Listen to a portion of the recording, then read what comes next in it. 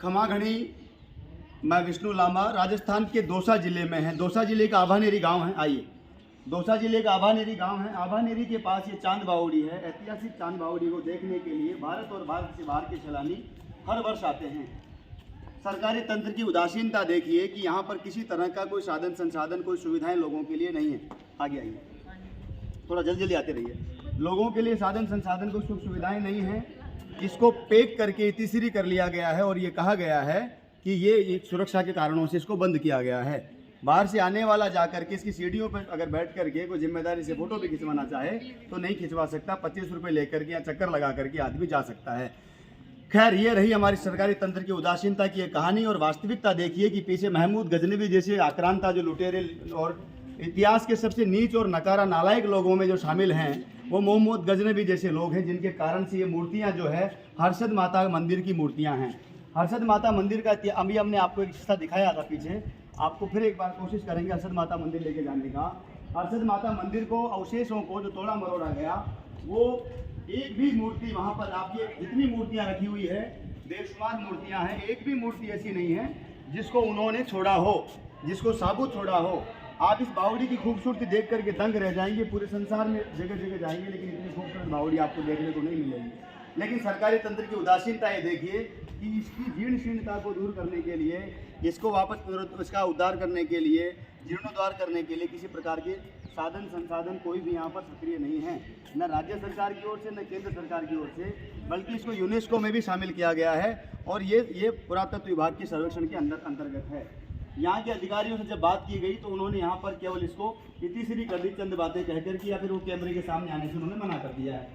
ये आज सौभाग्य की बात थी कि महाराणा प्रताप की जयंती थी और हम लोग बसपा पहुँचे, जहाँ राणा सांगा का मृत्यु स्थल है। और राणा सांगा हमारे गौरव की बात है, वो देखने हम आए थे तो हमने देखा कि यहाँ पर भी चलना चाहिए और इस चीज़ को भी प्रकाश में लाने का प्रयास करना चाहिए। आपने देखा होगा कि आना, वीडियो बनाना, फोटो करना और वायरल कर देना पर्याप्त है, लेकिन वास्तविकता इस बात की है कि इन लोगों को क्या दिखाया जाए।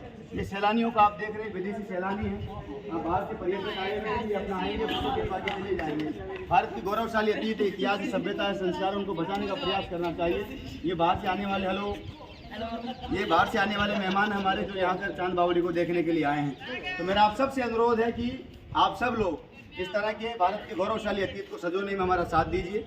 जहाँ भी आप जाते हैं कोई कमी चूक लगती है तो सरकार को सुझाव दीजिए, जिम्मेदारों को जागरूक करने का काम कीजिए। ये हमारा गौरवशाली अतीत ये बचना चाहिए। आने वाले कुछ सालों बाद में ये भी नहीं बचेगा अगर यही हाल रहा तो। मुझे आशा है कि आप सब लोग पीछे बजरंगबली के भी दर्शन कर रहे होंगे। ये प्रेत राज महाराज हैं और ये चांद बावड़ी का ऐतिहासिक दृश्य आपने देखा है। इतनी खूबसूरती आप इसकी कल्पना नहीं कर सकते। नीचे की तरफ आप देखेंगे और सबसे बड़ी बात ये सीढ़ियाँ आप देखेंगे।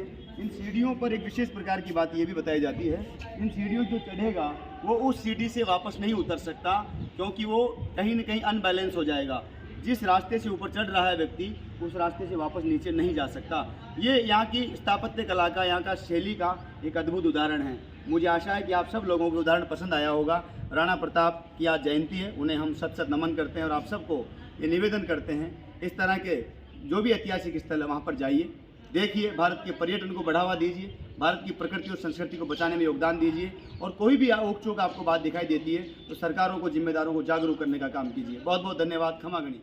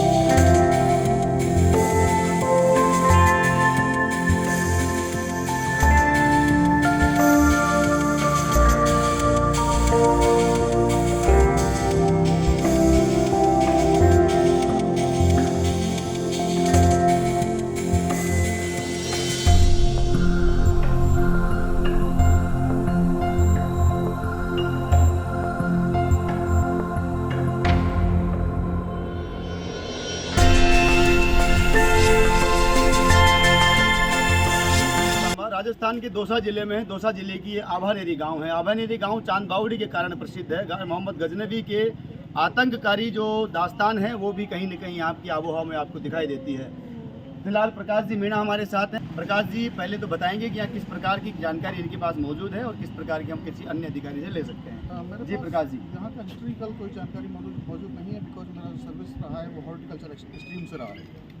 तो मैं फ़िलहाल यहाँ का मैनेजमेंट देख रहा हूँ कि यहाँ आने वाले इंडियन और फॉरेनर टूरिस्ट का विजिट पॉजिटिव हो और शांतिपूर्ण हो, किसी तरह की परेशानी यहाँ नहीं हो, चाहे बेसिक फैसिलिटीज़ हैं टॉयलेट की, पानी की, या उनके साइट विजिट करने के दौरान कोई किसी तरह का इशू जनरेट नहीं हुई, वो सब बहुत ही शानदार प्रकाश जी ने बताया। प्रकाश जी ये आपने हॉर्टिकल्चर की बात की है तो मैं पूछ लेता हूँ, आपने एलेस्टोनिया के पेड़ लगा रखे हैं। एलेस्टोनिया को MOCCF और यूनाइटेड नेशंस और आयुष मिनिस्ट्री ने बैन किया है आम जो मानवीय गतिविधियाँ हैं, तो यहाँ पर ये बहुत ज़्यादा तादाद में लगाए गए हैं, वहाँ लगाए गए जहाँ पर लोग ज़्यादा जाते हैं। डेविल ट्रीज मेरे आने से पहले प्लांटेड हैं पूरे यहाँ। अच्छा आप अभी बाद में यहाँ तो 2020 में आया हूँ, तो उससे पहले वो प्लांट 2020 के बाद आप आए हैं। हाँ ये तो कम से कम मेरे ख्याल 10 साल 20 साल 15 साल पुराने पेड़ हैं। नहीं होना चाहिए historical monument, because asthmatic patient के लिए बहुत बढ़िया आपने बहुत मीणा साहब ने बहुत अच्छी नॉलेज दी है कि आप भी जहाँ भी देख रहे हैं वीडियो, मीणा जी ने जो बताया वो बहुत महत्वपूर्ण जानकारी है। एलेस्टोनिया मानवीय हस्तक्षेप जहाँ होता है, आबादी जहाँ पर है वहाँ नहीं लगाना चाहिए। ये अस्थमेटिक पेशेंट के लिए बहुत बड़ा एलर्जिक प्लांट है और इसका जो सेंस है, इसकी जो खुशबू है वो कहीं ना कहीं अस्थमेटिक पेशेंट के लिए बहुत ज़्यादा नुकसानदायक है।